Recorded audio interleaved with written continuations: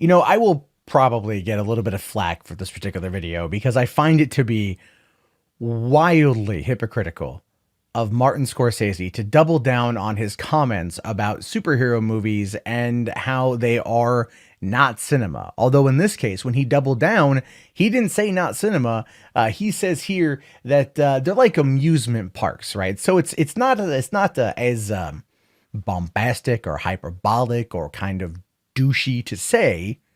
He's saying that no, they're like amusement parks. They turn the cinema into amusement parks. And in his mind, he calls that a plague, which is a really weird and odd thing to say, that he would call these movies that are at this point keeping the cinema alive, keeping theaters alive because more people are getting into streaming, where we're getting better attempts at storytelling because they have the time and the playground to experiment with different types of storytelling and to tell things in a way that's not crammed into 90 minutes so they can get as multiple screenings per day, right? No.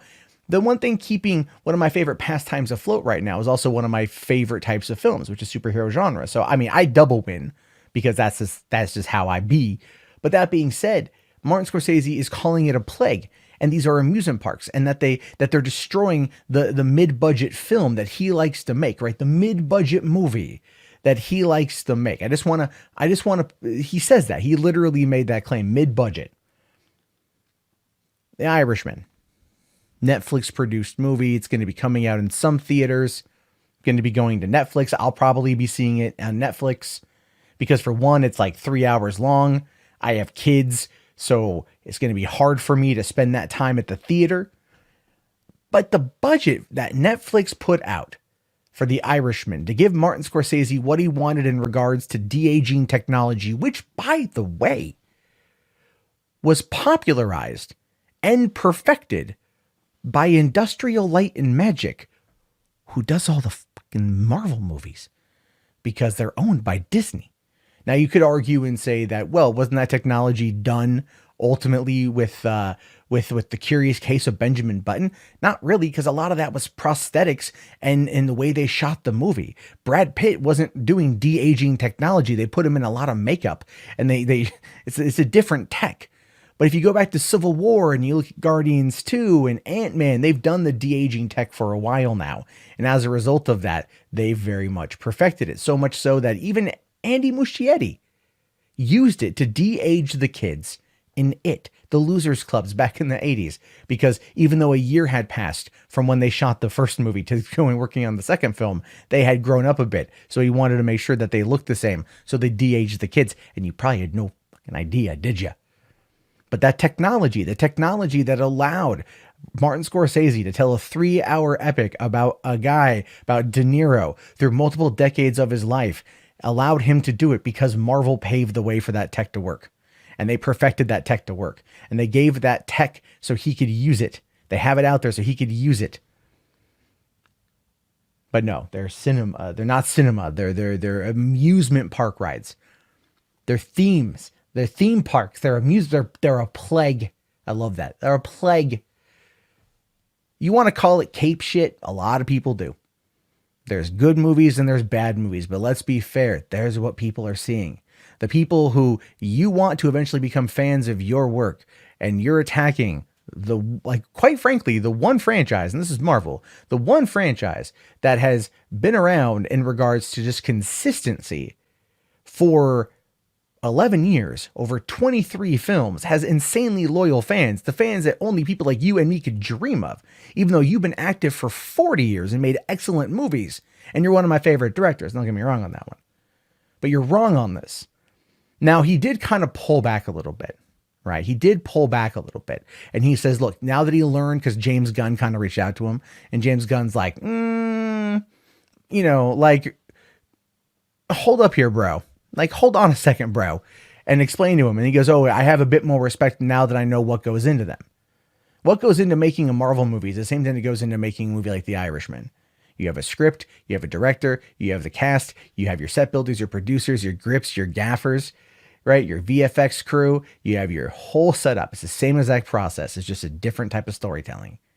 And you like to do that gritty on the ground stuff, and they like to do crazier things that happen in space, or blowing up cities. But either way, it's the same storytelling process and the same filmmaking process. That doesn't change. But when I talk about the Netflix and the Irishman, and I talk about the mid-budget, the budget on that movie, according to Google, is $140 million. I've heard it go as high as $170 million is what Netflix paid in order for Martin Scorsese to have his wet dream in a sandbox for online stuff with no strings attached, no studios coming in at the end, none of that stuff. He was able to do what he wanted because Netflix gave him the money to do so. And Netflix got a lot of popularity back in 2015 because they brought on Daredevil. And that was one of the big things that really brought a lot of people into the fold. A lot of fans came into it at that point in time, and that really did help out. Oh, what's that? That's Marvel stuff. That's superhero stuff.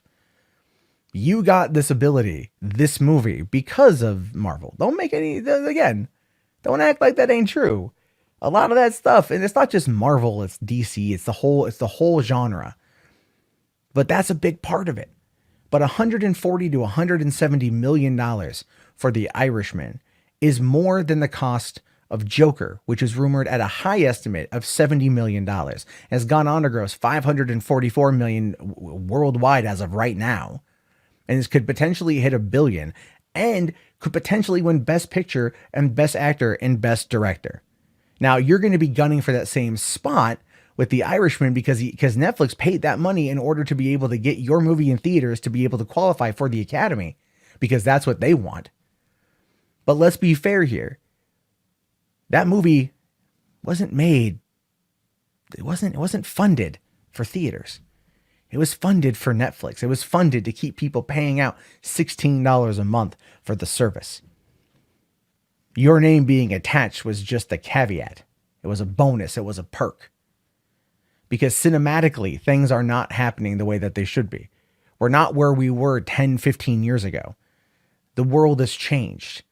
And with it, requires filmmakers to change.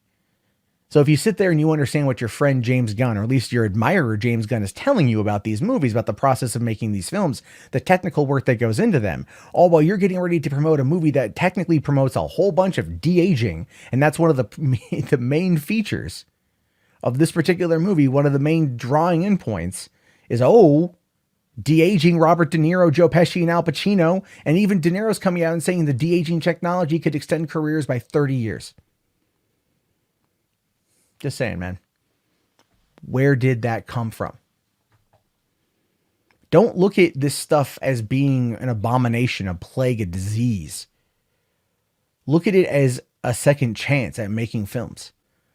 Look at it as a way to provide enough money coming in so these companies will then put in $140 million on a movie that may or may not make them $140 million back.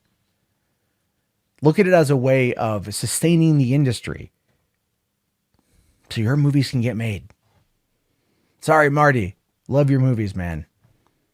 But you're so hotly wrong on this. It's not even funny. Not even funny. But the comments will be fun. The comments will be interesting. They'll be very fascinating to see how it gets played out. We're going to get a lot of people coming in here that are going to be like, no, they're not going to make it to the end of the video. Guaranteed. But if you made it to the end of the video, go ahead and type Marty into the chat so I know. Slap on a like, because that really does help out the channel. Subscribe, hit that bell if you're new. And I'll talk to you guys later. Have yourself a great day, and peace out.